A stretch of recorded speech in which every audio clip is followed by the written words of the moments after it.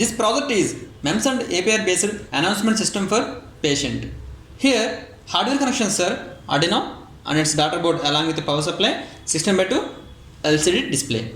Here MEMS module ADXL335 and APR module connected to Arduino analog and digital pins respectively.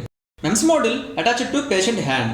When he needs any emergencies, then he can move hand in different directions. Based on the movement, voice will play from APR module. Now power on this.